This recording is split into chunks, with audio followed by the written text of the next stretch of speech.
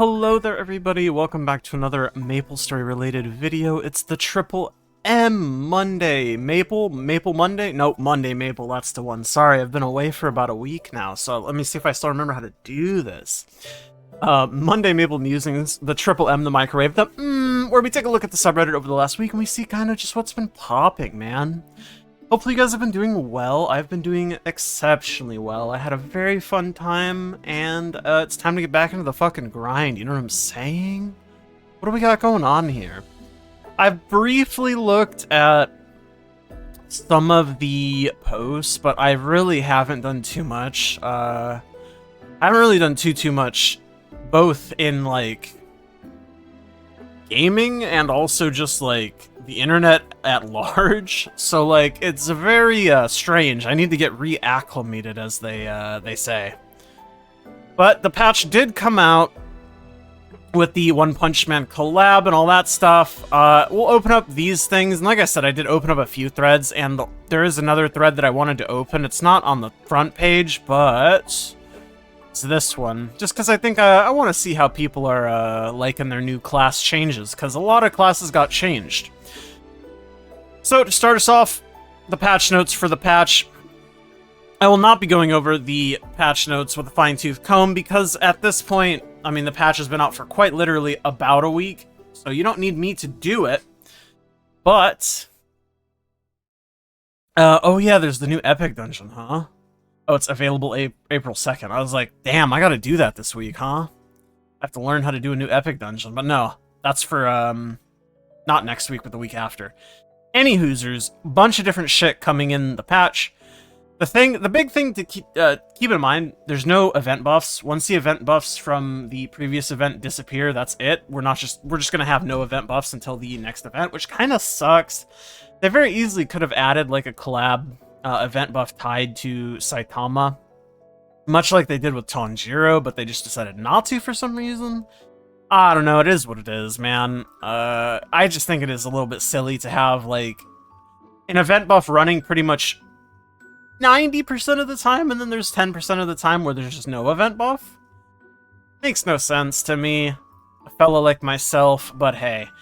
Bunch of different changes in there. As you can see, people very happy. Sia changes. Bunch of cute little QOL stuff. Anyways, like I said, I'm not going to go over that with a fine-tooth comb because it's been out for about a week now, but it is a big deal.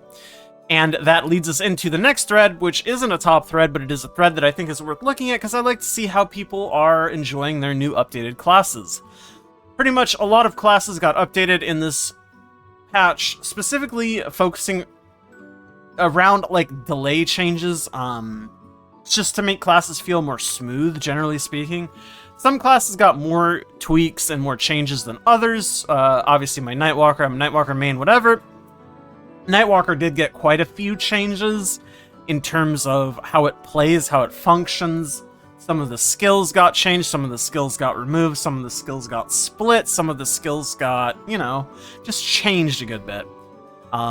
Including all of the other stuff with, like, the delay changes, whatever. So how's your class after the update? For the first time I decided to gamble on Wonderberry. I was tired of being locked into Explorer class due to my vac pet. I ended up getting 4 pets and 22 pulls. Holy shit. 4 vac pets and 22 pulls. I'm saving up for freer and vac pets, man. I did throw, like, whatever NX I had in my account at the Saitama or One Punch Man vac pets, and I didn't hit any. I think I did 33. I think I had like 100 and something. But I'm fail stacking for Freerin, because Freerin's what I actually give a shit about. And I might not even pull on Freerin. I don't know. We'll see how I feel when it comes out. Watched a video of a high-level player using Blaze Wizard. Honestly impressed. For the update, it was a class I would have never considered playing, but after seeing the changes, especially being able to attack while moving, I got very interested, so I have to ask, what do you think about your class after the update? Trying to get a better idea so I can prepare for a potential hyperburn during the Annie event.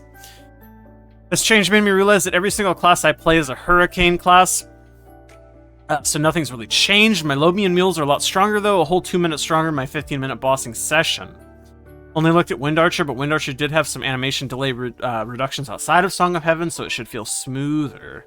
I mean, yeah, I ran my C10 on my Wind Archer, and it felt better. It's also nice not having to use Pinpoint Pierce anymore. It's very annoying. There's a lot of QOL stuff like that. A lot of classes had their... a lot of toggles were removed and just made flatly passive and just on all the time. Or some debuffs got changed. Like Dawn Warrior True Sight got like almost doubled in duration, which is a nice change, though. Again, it would be nice if they just remove shit like that. I don't know. I get the idea behind the debuffing, but man, debuffs are just so... It's annoying. I don't know. I don't know. It's a minor thing, but it do be annoying to me at least. Really apprehensive about Lara's changes when I saw him on Orange Mushroom, but it feels like a huge damage improvement. I miss her old up jump, and I like the old aesthetic of the Dragon Veins, but overall it's a huge kill improvement and feels like we may actually make a couple rungs up from the bottom of the damage ladder. Definitely happy with it thus far. DB got 1% FD increase, so that's that. We can dodge stuff now since Asura activates really fast. That's nice. Corsair doesn't need to place summons and bosses, doesn't have a debuff anymore, so there's way less micromanagement. You can also start the Hurricane from the air, and the Hurricane doesn't have a speed debuff anymore. The action delay helps a lot as well, so overall a really good update, even though the damage didn't go up much. Yeah, I mean, I think that's the biggest thing with the whole, like, delay stuff. I don't think this was a real balance patch in that sense, you know? I don't think we should be looking at it as a balance patch. I think this is just a patch that is mostly QOL and making classes feel better to play as a whole. Some classes did gain, obviously, FD. And I mean, that's to be expected, right? But I don't think the goal is to gain FD. I think as long as you don't lose FD, or if you do lose FD, it's minimal, and the trade-off is that your class plays a lot better, then I think it's fine, because then you can tweak it from there. Obviously, the ideal would be to never lose FD, and I do think that's, like, that should be how the game functions in terms of balancing, because I think it's always more fun to gain and grow rather than to nerf and be shittier. But hey. Kane feels great. Class was totally fine before, but after the patch it feels even better. You could always cancel out of the longer skill animations with the Shadow Dash, but now you don't need to with much action delay reduction. X-Slot solo went from 25 to 20 minutes, and I get out of P1, P2 with 1 fewer burst. I'm sure that's from my hands improving, but the Discord says the patch was a 10 FD gain across 6 minutes, so it's definitely stronger overall. I mean, that's a pretty good FD gain. Definitely a noticeable FD gain. Ice Lightning feels more burst-oriented now. As some skills were replaced with burst buffs, it feels slightly stronger now. It doesn't use buff duration, which is a plus for Legion board. Just reallocating my Legion board and switching up inner ability got me 5 mil combat power gain, and now I get to use my +1 attack speed inner. Technically meta already, but I wasn't going to perfect the inner without knowing it was going to change soon. I don't use the Infinity skill well, so my Bishop is noticeably faster now. Oh yeah, this is finally the patch where Infinity got fucking made better, in my opinion. I'm sure there's some people out there that like the old Infinity and like timing Infinity, but man, that shit seemed absolutely miserable. People like Zero, and this is a guy talking about how good Zero is. I won't go over it all, but looks like a lot of classes, a lot of people are eating good, a lot of people are happy. Hate the new hero/warrior up jump. Genuinely how you go higher and have a second jump, and it works the same as other classes, so no need for unique muscle memory. Factually wrong, you could jump far higher with the old up jump if you wanted to. Oh, hello, kitty. What? Can I help you? How you doing, bud? Okay, figure yourself out, man.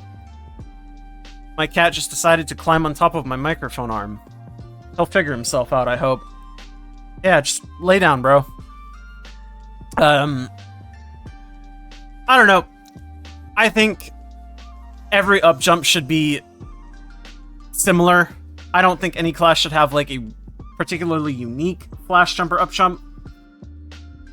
Maybe I'm crazy for that opinion, but some classes just have, for some reason, a strangely shittier up jump or flash jump, and it makes no sense. I think every class should have a baseline of the same basic mobility tools, because that's what it is, a basic mobility tool. It's not like a class-specific mobility tool.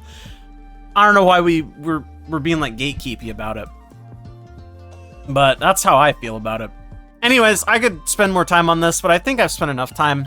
I just wanted to kind of see get a rain check on how people feel. And I did want to briefly mention this because I saw this, and I've obviously known about this since I played Nightwalker, and this is something that Shapaz, however he pronounces his name, has kind of had in the Nightwalker Discord for a while. And this is, I guess, just somebody linking it, basically. But with the upcoming normalization patch bringing massive action delays across the board, thought I'd post a reminder about how adjusting the repeat delay/rate window setting can significantly increase gameplay smoothness in case any new/returning players weren't aware. So this is how you do it. And basically what it does is, when you press a key, like, okay, when you first begin pressing a key down, there is a repeat period between when that key will re-input from when you press it down. Basically, you're shortening the delay of that repeat action, if that makes sense. So it should help certain classes feel a lot smoother. It was very noticeable on Nightwalker. It still is very noticeable on Nightwalker. I don't personally do it just because it doesn't matter to a fella such as myself. I'm not pushing like cutting edge content. It's whatever. And I'm used to the current delays that I have because it does change just the delay in general. And it can mess with you if you're used to a certain delay for like typing or whatever, or other games/programs, whatever. But you can always give it a try, see if you like it. I still can't believe MapleStory doesn't have raw input in 2026. This is also very true. And this is how you do it on Mac. So, I just wanted to throw that out there in case you guys weren't aware. Savage hidden mission, huh?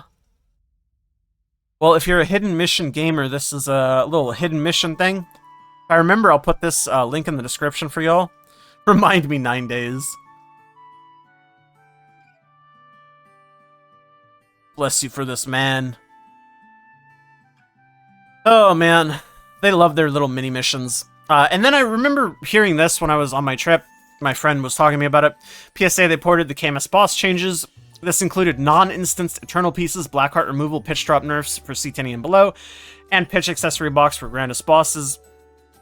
Seems only Kalos and Calling got the changed eternal pieces. And basically this shit was in heroic for the like first day of the patch or something. Obviously it was fixed quite quickly, but funny nonetheless. Funny in a sad way. But it already did get fixed and all that.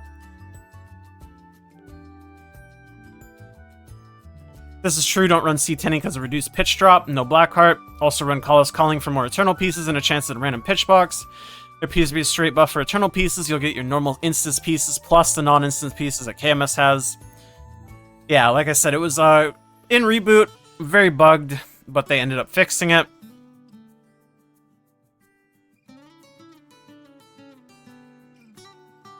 But you can kind of see what I mean. It's not done. I don't think all of the shit that they end up changing is done maliciously.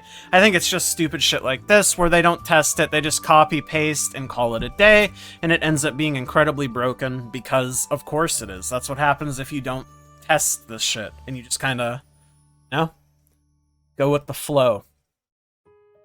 And then the last thing I wanted to touch on was this thread. With 2 new common cores coming over the next year. Hold on 1 second. Okay, my cat was being a little kitty cat, but we're back. I don't think I was actually into this. I was about to get into this. 2 new common cores coming over the next year. Our total fragment requirement to max hexa is increasing by a whopping 1.33x. When discussing average players, or players enjoying more recent character releases, the fragment issue is really out of control on heroic servers. Here's a breakdown of typical non-event fragment income I'll use going forward for the discussion. Weekly dungeon, 70 per week. Let's just give the benefit of the doubt. Start right at the newest dungeon. Weekly quest is 90 per week. You have the Erda pass, which is 51 per week, rounding down. And then 30 minutes of grind a day at 10 fragments average, which is about 70 extra fragments a week. Altogether, for a player who purchases the premium pass and grinds 30 minutes a day every day, they make 281 fragments a week. Currently, the total Hexa Matrix cost is 37.6k fragments. That's a whopping 134 weeks to max out the Matrix. I don't even want to act like Janus is optional on the server with some of the worst XP rates in the game globally. But Come summer and winter, we'll be getting 2 more common cores. Each of these will add 60 to 68 fragments to the total. That's just a little bit under 6.3k fragments. And it does suck because the common cores are the most expensive, which is, it is what it is. And these are actually used in bossing environments. That is literally a 1.33x increase from the 37.6k fragments to 50.1k. This increases the time to max the hexa matrix to 179 weeks. We're looking at a little shy of 3.5 years to max the matrix come the end of the year. Even worse, common nodes add a total of 12.5k fragments per year using the 281 fragments per week number. We get about 14.6k, blah, blah, blah. I won't look at the numbers too closely, but it does a breakdown of like how much you'd need to do to max in a year, to max in 1.5 years, to max in 2 years. And then he poses the question, how long is reasonable to want a system like this to max out? Remember, the longer duration means a harsher catch-up period for new skills added. What systems could possibly be added to shore up the gap? So, I have a couple thoughts on this initially, and I have read this thread, and I do agree with some of the comments in it, but I do first want to stay just straight up. I'm not opposed, obviously, to adding more sources of fragment acquisition, especially not forefront, i.e. grinding. I definitely think easiest way to start shoring up fragments would be to add them into more event shops and make them more accessible through that means, which is kind of what they ended up doing over time with node stones, because node stones used to be kind of difficult to get. Maybe not as bad as like fragments are going to end up being in a longer term, but kind of get the idea. The parallels exist, and that's kind of how they shored up the node stone issue eventually. And I also do think that even though the new cores obviously are increasing the overall cost to max out the hexa matrix by a significant amount, the good thing about the hexa matrix is that you don't necessarily need to max it out. And if you're somebody who is only playing the game 30 minutes a day, plus whatever bossing you end up doing throughout the week, or even if you're just somebody who doesn't grind at all and you're just a weekly/daily gamer, you probably don't need max hexa matrix. Like, of course, is it something nice to have and eventually work towards? Yes, but you're already doing that, you know? I think maxing out the hexa matrix completely versus it getting to a point to where it's good enough, the FD you're losing versus gaining versus time investment versus fragment investment, I think it's fine. I understand that you want to max it because it's like a progression thing and it's an MMORPG and that's kind of the natural like progression, and obviously you want to get stronger and all that. But I think a lot of people get carried away in like the, well, I need to max out the hexa matrix because there's damage there. And it's like, yes, this is true. But I think that damage only really comes to matter when you start trying to push the ultra endgame stuff. And I just don't think it's like that big of a deal. And again, I want to make it completely clear because I don't want it to be like, oh, I think you should have to grind 8 hours a day to max out your hexa matrix in a reasonable time frame, because I don't think that should be the case either. I just don't think that it's an issue as much as I think some people make it out to be, if that makes sense. And of course, we're all adults here. We're all allowed to have different opinions. That's a-okay. You are totally allowed to disagree with me. It's fine. And again, I'm not married to this idea. I don't know. Obviously, would I like more sources of fragments that aren't grinding? Yeah, of course. My mules would love fucking fragments, man. They really would. I just think it's something that will eventually get fixed over time because of that. Un momento. Okay, I had a phone call that I had to take. I'm so sorry. But I remember I was basically done reading the actual post, and I was about to just look at some comments. So let's take a look at some comments and see what people are suggesting, because I do agree with some of the suggestions in here, if I remember correctly. I think boss dropping fragments would be fine.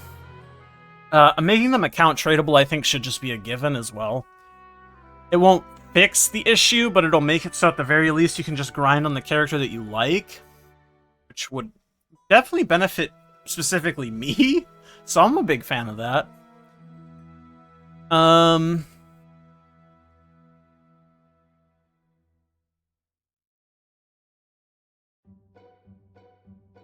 Oh, this one. Two easy fixes would be make fragments count tradable and making common skill nodes like Soul Janus apply to all characters in the world. I don't know how I feel about that. I don't hate it, though. The common skill nodes applying to every character on the account would kind of make sense because they're common skill nodes and they're obviously very expensive compared to all of the other skill nodes by a good margin. So it would make sense, and I wouldn't hate that idea. And it would certainly take the burden of fragments off certain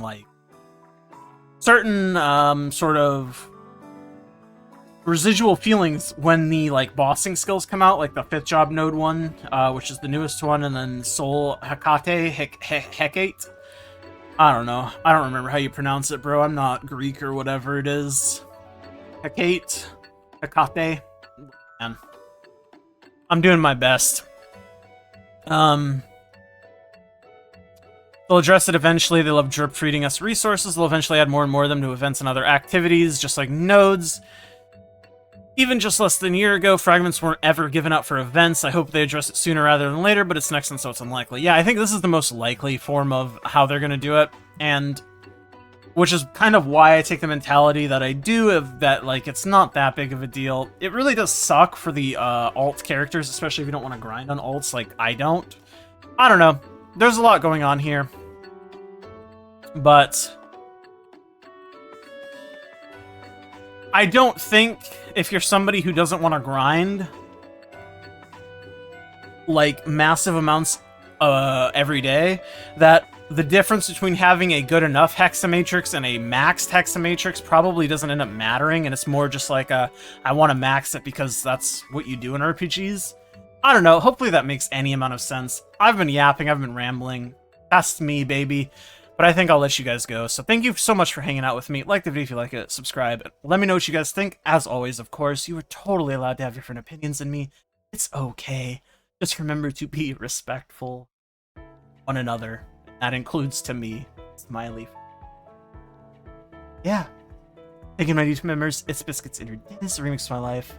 Love all you guys very, very much. And I'll see you guys all in the next one. Bye!